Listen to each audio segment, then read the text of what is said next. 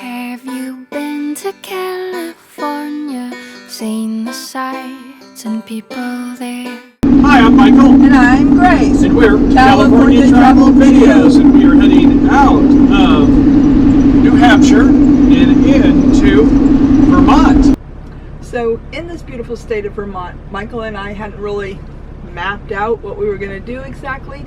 So one tip we'd like to share with you is whenever you can get an opportunity to go into one of the roadside informational, they will always have these brochures of things and attractions to see. Here in Vermont, we just got this nice map that is to all their attractions. So we're going to look this over and find a place that has interest, scenic beauty, and something you might want to see. So stay tuned.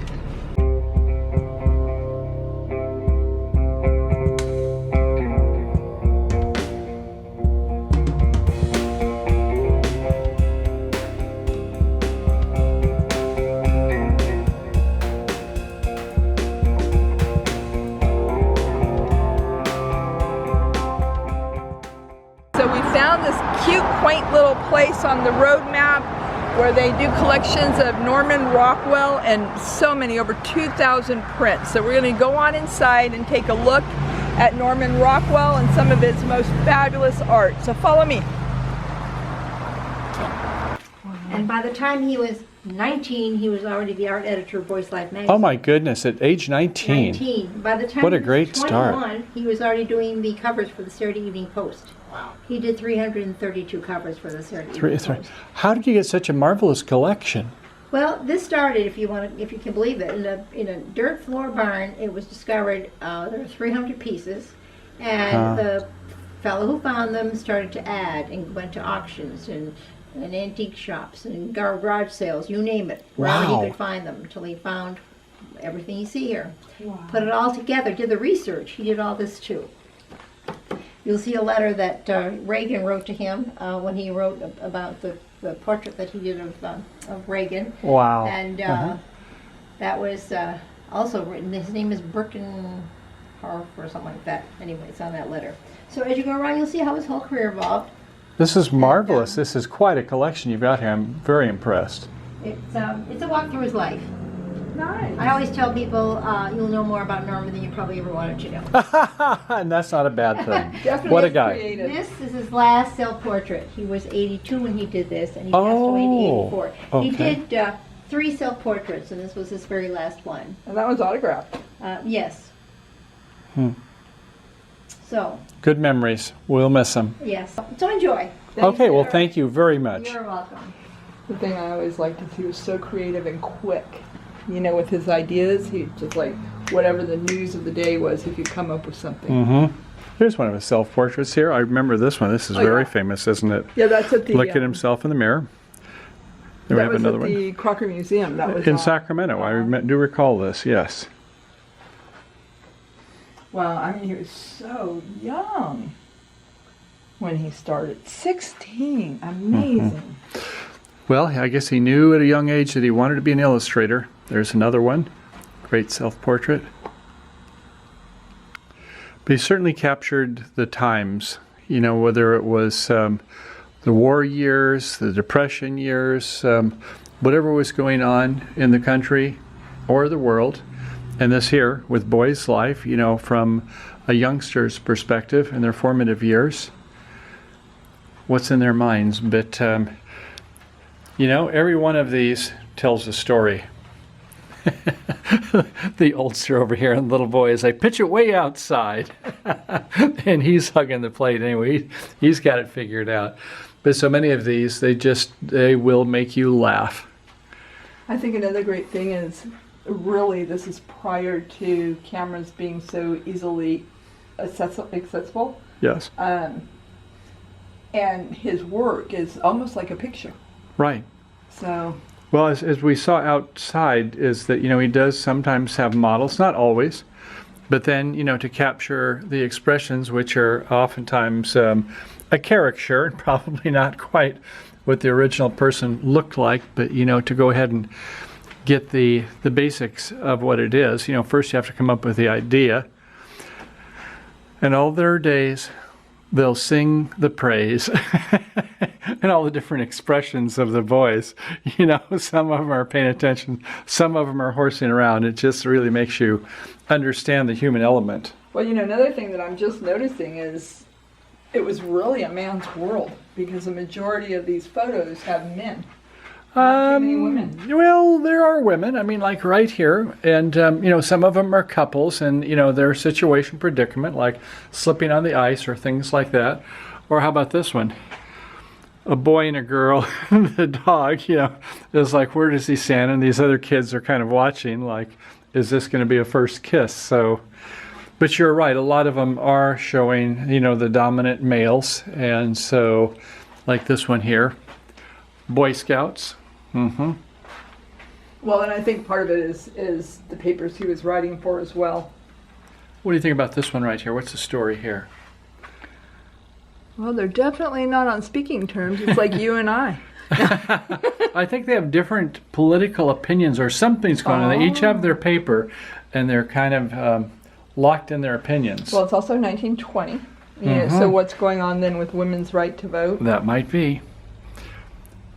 And all these different companies he's worked for. The Country Gentleman, the Literary Digest,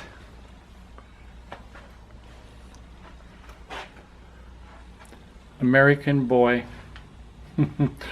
A lot of me has with animals, pets. Popular Science. I never would have guessed that he did anything for Popular Science, but I guess once he had his name recognition, everybody wanted him to do a Norman Rockwell for their magazines. Ah, I love that one. Which one is this? What's the story here? Having dinner by herself. Pretty much, yes. It's almost like he was on his cell phone. Mm-hmm. It could be a cell phone today, couldn't it? Yeah. Aw, and this guy's so protective of his family. He's a rock they all lean on. Look at him wearing her hat, it looks like, or something. Yeah, he's definitely a little bit more showing emotions. His vulnerability? Yeah, that wasn't as popular. What do you see here? Oh, well, he's trying to hit on her for sure. That is right, isn't it? What about this one? But you see what's going on down here? She's getting ready to knock his ball away. She's not showing, doesn't have quite the same love. So this one, he's like a pirate. He's got the pirate ship and the parrot, and she's just not buying it. She does not have bad boy-itis. No, she doesn't. No. So he's a vagabond type, and she's a little bit more of a prissy. That's right. She's not buying into this. Yeah, he seemed to have that theme going on quite often. Yeah, there are some hucksters here, aren't there? Aw, this one won the day. I love the costume. Oh, I love the colors. I mean, was that costume, just his imagination, or how did he get his research? How did he know what kind of dress that people wore? He would have to go to the library for research. And they're on the kind of a balance beam there. Oh, I love that. It's kind of fantasy art there. Yes. Look at boys often with their pups. Yeah, he had quite a few dogs in his work. And what is this one saying? Which one? Right here. Spring or winter? Spring. Yeah, but you can see the dark going the other way as the seasons change, as they are for us now. Ooh, this is a painting. Oh, yes. So there it was, and here's the painting of it also. Wow. A lot of these are adventure stories, aren't they? They are, but I'm just amazed because he could put out so many so quickly. Wow. Obviously tools, military. I think so. They probably would be in like a factory or something. It's like if they're building some of the munitions of war. Yeah, that's exactly what this time period is. It's a motivational. Yeah. Meanwhile, we're having Thanksgiving here at home, the family. Oh yeah. Classic shot there, isn't it? Yeah. Everybody is quite happy, getting everybody together, having a wonderful family experience. World War II. Putting his weapon down, helping to feed somebody abroad. And here's the maternity waiting room. Yeah, before the daddies could go in. You see a couple of them here are pacing. One's sleeping, falling on another. He's having a cigarette. This one's biting his fingers. This one's got his cell phone out and he's trying to show him family vacation pictures. No cell phones there. No cell phone. Then what's he showing here? Yeah, just a picture. He's just showing some pictures. Oh, this one's really nice. It looks like a big brother and a little brother. I think so, yeah. Kind of like a mentor type of picture. And where was this taken at? Ah, look at that. Rutland, Vermont. How about that? That's where we are. So now we must be getting into the 50s? 1947. 47, Ah, okay, just post-war. before Michael was born. Mm-hmm. There you go. Up on the high dive porch. Wow, he did a lot of work. Okay, now we're talking. Bridge players here. So you look at the different people. Obviously, these two are partners, and these two are partners, and they're discussing the hands and what went down. And I don't know if their hand on her head scratching. It must mean. Maybe she was giving a signal. Well, I hope not. Oh, what is and what's this? going on here? It looks like they're grooming, getting ready for their date. This time, we have a vet, and it's for his puppy. Puppy is looking just a little sad, and the boy is certainly wanting the best for his best friend. Bob Hope, looking a little bit impish here. A couple of our presidents. JFK, Yeah, Richard Milhouse, Nixon, Jerry Lewis, Cinderfella. I don't think I ever saw that Yeah, one. I did, definitely. So he was even doing posters for movies. Mm-hmm. Jack Who's Benny. this character here? Good old Jack Jack Benny, yes. Scary years. 1960s. Okay, I'm around. This one is Nixon. Certainly a good picture of him. Oh, and here's the one of Reagan, and here's the... Ronald Reagan. Okay, thank you for your letter. I am pleased you have asked about the portrait which Norman Rockwell did of me because it evokes some very pleasant memories. I met with Mr. Rockwell at the Madison Hotel in Washington, D.C. He had an assistant with him who took candid photographs of me during our visit. Since the purpose of the meeting was for Mr. Rockwell to get to know me better, we spent a good long time talking. In fact, as I look back on it, it was one of the most in-depth interviews I have ever given. During our chat, Norman would occasionally ask me to turn or move a certain way to accommodate light changes for the photographer. I have no idea how many photos were taken or exactly how long we talked, but when we parted, he had probed more deeply into my thoughts, beliefs, and views than any interviewer before or since. I found Norman Rockwell to be a most likable man, a warm and caring person. His paintings now hang in our home, and Nancy and I are very proud of it. With best wishes, sincerely, Ronald Reagan. And this was July 19th of 1982, while he was president. Wow, what a story. Yeah, definitely. What a guy, both of them. How about this one here? The astronaut. The astronaut program. Everyone's looking skyward with the achievement. How about this joker right here? Johnny Carson. I'm the TV guide. Johnny Carson, TV guide, yeah. Well, should we go take a look in the gift shop? Sure, let's check it out. Maybe I'll find a spoon or a sticker.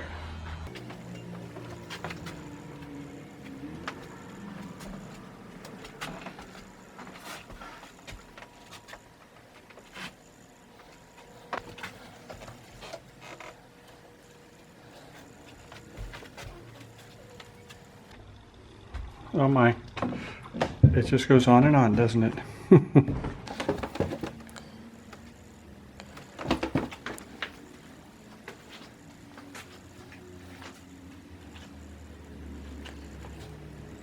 Well, if you want to buy something, I bet they have it here. Norman Rockwell VT, Vermont.com. And here we are in the Norman Rockwell shop in Sugar Shack. Sugar Shack. Yeah, what do you think? the name of the place is. I like it like that. Norman Rockwell lived in Arlington for 14 years, from 1939 to 1953, and used over 200 of the local townspeople as models for his pictures, who provided an inspiration to his work. Looks like they have a good collection here, nowhere near the size of the other, but very well laid out, very professionally done. I actually have this Norman Rockwell book, 332 magazine covers, crossword puzzles, postcards, a lot of different copies, reproductions. Very nicely done, the way they've got write-ups on his works for which they modeled. There we can see some of the models. Is that awesome or what? Yeah, there are real people behind these photos. Look at Rosie the Riveter. And there's her picture. Very cool. Norman was a very modest person who over the years enjoyed putting himself in the background in many of his pictures. It wasn't until 1960 that he did his self-portrait. Good old Arnold Palmer, John Wayne, JFK. Sporting scenes, oh yes, he was great on sporting scenes. I always loved this one here. 100 Year of Baseball. Can you find the 45 mistakes that Norman Rockwell included in this April Fool's picture? Wow. 45. Or 57 mistakes in this one. 51 in this one. He was quite a prankster, wasn't he? That is a great photo. What a nice artist rendition that was. 1948 Christmas Homecoming Saturday Evening Post cover is very representative of Norman Rockwell's Arlington years, when he used family and neighbors as a model for his pictures. Mary Rockwell and Norman are welcoming their oldest son, Jarvis, home for Christmas.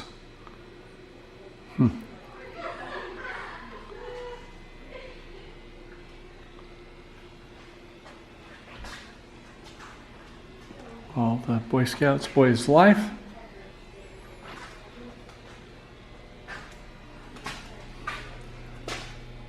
What a great shot. Seeing herself, looking at the photo, wishing somebody else. Juxtapose that with, yeah, I got in a fight, I've got a black eye, and it was worth it. I'm happy.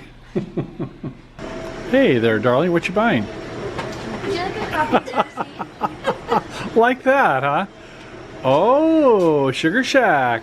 Would you like a copy? Very berry. Okay. Very, very good. Yum, yum. Somebody's got some maple syrup. Oh, we do have some maple syrup. But did you buy some more? Buy more? Did you buy some? Well, I bought some like a month ago, but it wasn't the real deal. Not Vermont, you know. No, You we can't make it beat right Vermont. here. Oh, you do? Well, here we are at our campground, and it looks like it's quite nice, doesn't it? Right here by the water. Great spot. Good sunset coming up.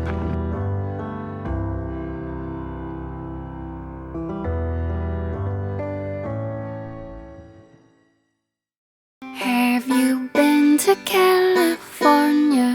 Seen the sights and people